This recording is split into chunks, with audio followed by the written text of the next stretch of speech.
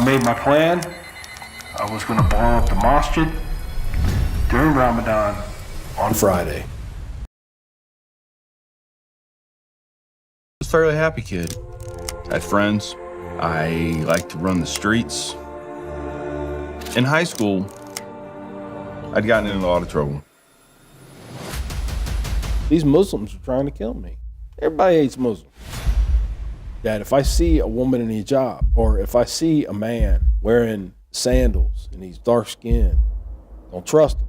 Keep an eye on him. And even though I wanted to die, I wanted to hate somebody more. I wanted to hate somebody more. I didn't know if I needed to be closer or I needed, or if I was okay. But I sat over there, and the plan was to sit over there and wait. Dial it in. Just watch it. Assalamu alaikum, Brother Richard. Thank you for accepting our invitation. As Towards Eternity, we are very happy to have you with us. I want to start with, who is Richard McKinney? Can you tell us briefly about your life? Very glad to be here. That's a complicated answer. But quickly, I was born in California. I grew up in Cincinnati, Ohio, joined the military when I was 18. And from there, I traveled around, had a couple combat tours while I was there. I had Panama in 1989, Desert Shield and Desert Storm in 1991, and in 92 and 93, I was in Somalia. And I got out, tried to be a civilian for 2 years. Then I joined the Army, where I eventually retired after I was wounded in Iraq in 2006. In 2009, I accepted Islam. I now attend a mosque in my hometown in Central Indiana, and now I just travel around and I speak to people, try to change the narrative. How was your life before Islam? What were you believing in? I grew up with a lot of Christian teachings, as most American children do. I knew about them, but to be honest with you, I was getting this nationalist ideology about me. Religion just didn't play a part. It seemed too mythological, too much hocus pocus, maybe, But I believed in my country, I tell people, for lack of a better example, the flag was my cross. That's the best way I can explain that. And then what happened? Why did you decide to join the military? As a teenager, I got involved in a lot of bad things, drugs, and I ran away from home. When I ran away from home, I ended up going and joining the Marine Corps. And I made a very wise decision to get away from all this bad element. I'm going to join the military. How did this great hatred and anger against Muslims develop in you? So one of the things that I did start to believe, and the way I believed it, I guess is a better way to say it, that Muslims were trying to kill me. So the last time I was injured, what forced me out of the military, we were in Ramadi in 2006, Ramadi, Iraq. And we did a real quick operation on this building. Somebody was supposed to be at a high-ranking, actually was a high-ranking Al-Qaeda member. And we went there, we were going to grab him and bring him back, hood over the head, zip ties, the whole bit. Well, he wasn't there. Nobody was there. I went up onto the second floor after it was cleared and we were getting ready to leave the building to look out onto the street to make sure everything was okay before I took my team back outside. It's the last thing I remember. There was a huge IED that was underneath the building, and it blew straight up and blew me right out the hole I was looking out of. It was a huge hole in the wall facing the street. There was a bomb. There was a bomb. And from what I was told, it blew me straight across the street. And I have no memory of it. So it's like, it's not real difficult for me to tell the story. I'm just telling what everybody told me because I don't remember. But it messed me up kind of bad. I had some injuries that I still have injuries because of it. What happened to you after this incident? What were your thoughts? There were so many things that were just compounded in your head that this is what all these people are doing. These Muslims are trying to kill me, And even though I wanted to die, I wanted to hate somebody more. And it was easy because at that time, common enemy. Everybody hates Muslims. So I'm back home now with all these thoughts, all this anger. And I says, there's something that I can do. And I devised a plan. Or I was still able to get a hold of different components that I could create my own bomb. And in the course of 3 years, that's what I did. I built this thing, the bomb. I took my time. As my planning went on, I was like, well, how am I going to get these guys? Sometimes not a lot of them show up. Ramadan on a Friday afternoon, they're all there. When I talk to Christians a lot of times, I said, it's like the Catholics for Christmas Mass. You might not see them any other time of the year, but they'll be there at Christmas Mass. Where exactly did you want to do it, and what was your plan? So there was an Islamic center in my hometown. I didn't really know anything about these people. I'd see them. So I had watched this place before, and several different times, not just once. I watched it several different times and saw the flow of people on a Friday, and just knowing the behavior of these people and what they're doing. So if I put a bomb here, are they going to find it? So I don't want that to happen. So I had found a place. Nobody ever, for some reason, until I became president of the Islamic Center, nobody walked around that building. Nobody. So on the back side, I found a good place for it. And I was going to put it there, middle of the night before. And there was a bank, I would say probably 2,500 meters away, which this was a roll of the dice because I wasn't sure because of the range. I didn't know if I needed to be closer or I needed, or if I was okay. But I sat over there, and the plan was to sit over there and wait for the time, because I had found out what time they start. Just dial it in. Just watch it. Weren't you afraid of the consequences of doing something like that? I was going to make a big statement. Now, a lot of people think that's crazy on so many different levels, because how are you going to get away with that? I had no intention of getting away with it. I knew I was going to be caught. I knew I would go to trial because they would execute me. I was good with that because I wasn't getting my flag draped coffin, but I believed that eventually these same people were going to think of me as a hero because I was right. So then I went into the mosque one day. I had already done recon, and found the best place to put this and everything, with the knowledge that I had of explosives. And my daughter had told me about this Muslim child that she was in school with, and I blew up. So I thought I failed my family because I couldn't protect them. I can't protect her at school from these Muslims. That was my whole thing. I just totally lost it. And my daughter, 7 years old, is looking at me like I've just lost everything. And she was, the look in her eyes was like she was even questioning whether she even loved me anymore, because I was being so racist or so, against these one people just because they looked a certain way or they did a certain thing. That was it. After different profanities came out of my mouth and, calling them all kinds of racial slurs, I guess is the best way to put it, I went up into my bedroom. I kind of sat on the bed and I started to cry a little bit. I said, well, you have to find the proof, man. You're right. I believed in myself I was right because they're evil. They want to kill us all, right? But I didn't have any kind of tangible proof to show my daughter. I didn't have that. So I had to go get it. Where am I going to get it? The mosque. Where else? I did not want to be in that place. So of course I'm a little nervous. I try to keep my composure. Obviously now, after I found out and heard from some of the people there that I didn't do a very good job at that, because they could tell I was nervous, I was frustrated, and I went in there, I met with them, and I introduced myself as somebody who just wants to learn a little bit more about Islam.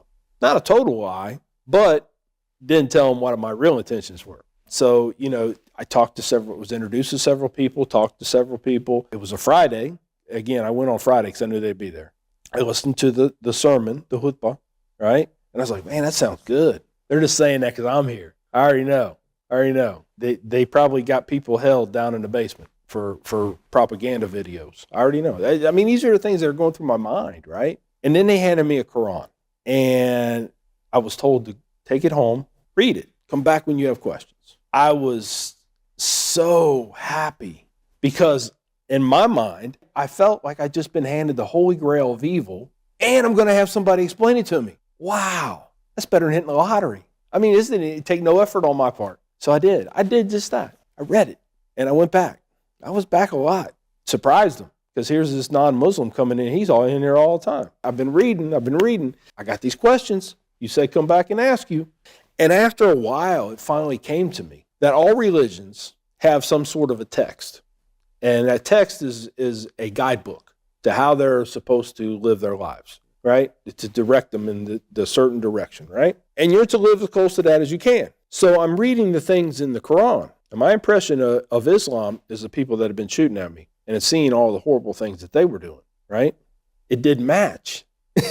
But these people in here in Muncie, Indiana, were actually, I could make examples of things that they were doing that was in the Quran to do. So they are and they aren't. Never been called an intellectual person, but a light bulb came on. Obviously, the ones who I had gotten my impression of Islam from were a bad example. That's not Islam. This is more like Islam. So I started to change a little bit. But then I went through stages. Maybe these are the good Muslims. I've heard there's some good Muslims. Maybe these are the ones. Maybe these are the good ones. And as I'm getting introduced to other Muslims and doing research and looking online and watching both good and bad YouTube videos, because back then they still had the real bad ones, and watching this and comparing it with what's in the scripture here, all those bad videos, they come from a place of hate. There's no relevance to what is in the book and what they're saying. There's no relevance. Oh, man. So I just kept reading and kept reading. My ill feelings started to slowly dissipate. They just went away. And, I get to certain passages in the Quran, like 532, kill one human being is as if you had killed all of humanity. No. Indiscriminate killing was going on by these people that I had taken my impression of Islam. Wow. Okay. Keep reading. And then, get to certain other passages. Allah made us into different nations and tribes so that we may learn from one another, not despise one another. Oh, okay. I can see that right here because this person is involved with local government and Rotary Club and all these other organizations. Oh, okay. I get that. So it started to all go this way. So what was the main thing that convinced you that Islam is 100% the truth? Yeah, so I realized that Islam was really the thing for me through my readings of the Quran and the explanations I got. And I didn't take their word for it. Now, when they would tell me that's what this means, I would go back and I'd research it. So reading the Quran and having the feeling that it is touching me. It is I'm reading these words, but I'm feeling them too. So when did you actually say, I have to become a Muslim? The dreams I had with the blood on the paper target. I was on the rifle range, where you practice shooting, okay? And I was shooting a paper target way down there. And it had been a source of looking at my enemies, dehumanization, right? I was dehumanizing my enemies because they were just targets. That was one way of coping with the whole taking of human life, right? And I remember one of the last dreams I had was this paper target started bleeding. I went down and wiped it off. It kept bleeding and kept bleeding and bleeding. And it was at that point I decided I need to be a Muslim because now I see my humanity is coming back. I didn't have humanity for a long time. I didn't even know what it was. It came back. And I saw Islam and the teachings from Allah and the examples given by Prophet Muhammad sallallahu alaihi wasallam. It gives me something. It gives me an understanding of who, what, when, where, and why. It answered those questions for me, man. And I couldn't have been happier. It was the best decision I've made as an adult. And when you decided to take Shahada, where did you go first? Yeah. So this is a funny story. So this whole picture of a lot of Christians throughout the years have had this belief that, if Muslims capture you, they're going to hold a sword to your throat and tell you to convert or they're going to kill you, right? I go back to the Islamic Center on a Friday and I meet two guys, two of the original guys that I was introduced to that I'd gotten kind of built a relationship with now. And I went up to them and I says, hey, I want to take Shahada. True story. They're standing side by side. They look at each other. They look back at me. Simultaneously, they go, no. True story. Oh my gosh. And I was blown away. I was like, what do you mean no? They said, brother, you got more to learn. So they looked back at each other. He looked back to me. All right, come on. True story. It was quite an experience. As we were going through it, you know, said it in English, and then we went through and said it in Arabic.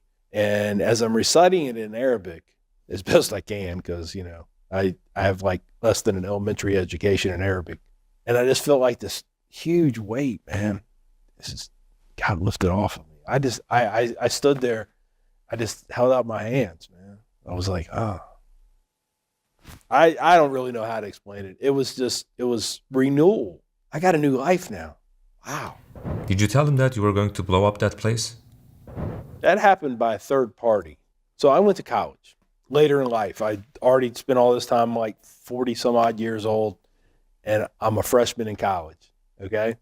Being older and having all this life experience that I had a different relationship with my professors than, say, the 20-something students, right? We were actually more friends than we were professor and student. And I was sitting in one of my professor's offices one afternoon. We were drinking coffee, and I don't know why it even came up. I told the professor the story, and she just stood there, and she was just blown away. She was like, whoa. She goes, you need to tell that story. That could change people's lives. I'm like, really? She goes, what are you doing this afternoon? I said, well, as soon as I finish this coffee, I was going to go home. She said, no. You got my next class. You're going to tell that story. So I did. Well, somebody in the class decided, wait a minute. This guy knows how to make a bomb, and now he's a Muslim. Oh, no. We need to call somebody. So we did. He called the FBI. Right? Called the FBI. Yeah, I'm not upset about it all. But this is after the fact. The bomb's gone. I'd already disposed of it, right? Because contrary to popular belief, I am a Muslim and I don't need a bomb, okay? So there's no evidence, really, right? They did find trace evidence, actually, from a bomb dog, that there had been an explosive there, that was it. Because I took them to where I had it stored. After that happened, then everybody started to find out. Matter of fact, that's when my wife found out. I didn't tell anybody about this. I was the only one that knew anything about it, because this is going to be all me. Pure ego. I'm doing this. Nobody else. Plus, I knew the more people knew, greater the chance of me not being able to carry this out. So she found out I was handcuffed and sitting on the front lawn of my house when her and my daughter pull up. They drove up to the house. I'm sitting there in the front yard. So they handcuffed me to basically have control. It's procedure. It's kind of wrong in a way, because legally you are under arrest once handcuffs go. They tell you you're not, but you really are legally, just so they have you controlled if something was to happen. That's when my wife and my daughter pull up in the car. They get out. They didn't know what to think. And then people at the mosque started finding out. They started hearing stories. Well, plus it was in the newspaper. So then I was confronted. I was invited to dinner at one of the founding families' houses, and there was other Muslims there. And I was just happy to be there, and all of a sudden, you know, and then Bibi Barami is the one who asked me. She goes, Brother Richard, what is this we hear about you were going to blow up the Islamic Center? I was so ashamed at that point, because these people had taken me in. They had no reason to. Knowing I was a soldier, knowing I had been to countries they come from, so they knew some of the things that I had done. But they took me in anyway. They accepted me, right? And I just sat there and I told them all the truth. So this is what I was going to do. And I looked at all of them and said, it's because of you that I didn't. You showed me. You know, I even told her, I said, let's put Islam aside for a second. Y'all showed me what humanity was. And that saved all our lives. They were shocked but happy. A couple of the brothers came up and hugged me and stuff like that, you know, and which I was still getting used to, because I didn't like the whole hugging thing. I'm like, whoa, dude, distance, man, distance. But you know, it was kind of surreal. This just put in, like, nailed it. This is why I'm doing this. These people care, man. They care. They care because that's the way they were raised, because they were raised by teachings in the Quran.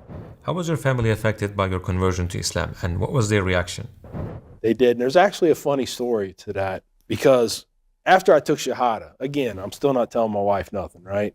She knows I'm going to the mosque, but she doesn't know what to think now. And so I go there and I take Shahada. I come home and I just plop down on the couch, kind of like, I just got back from work, something like that, right? And she goes, so is everything okay? Because she's worried that I'm going to do something, right? She has no idea. And I said, no, everything's great. She goes, okay. I looked at her and says, I'm a Muslim. This is another true story. Funny, but it's very true. So she said, what? I said, yeah, I took Shahada. She goes, you sure what? And so in my infant knowledge of Islam, right, I tried to explain it to her the best way I could, right, using examples of like baptism, okay? And she's like, she didn't know what to think. She stood there and she said, well, I'm going to tell you something right now. I'm not putting anything around my head. All right. Well, you're not a Muslim, so I didn't even think that was a conversation. It's all right. And then she comes back a little while and says, and another thing, if you want more than one wife, I'm not going to be one of them. And I was like, I'm thinking to myself, like, man, I'm not sure I want this one. So she takes Shahada. We leave the university. I'm still kind of blown away, but I like to joke. I like to joke. So I looked at her and I said, I was driving and I looked at her and I said, so you're a Muslim now. About that more than one wife thing. She looked over at me with this mean look on her face and said, don't make me pull this car over. I said, I'm driving. How are you going to pull the car? I'm driving. She goes, I'll pull it over. So I was like, yeah, that's cool. Matter of fact, Dr. Sabil is the one who gave her Shahada. Yes. He was visiting Muncie. He gave a lecture at the university there, and my wife and daughter went with me. And I guess there was questions that she needed answers to that I couldn't answer. And that night he answered them. So they both took Shahada. I was like blown away.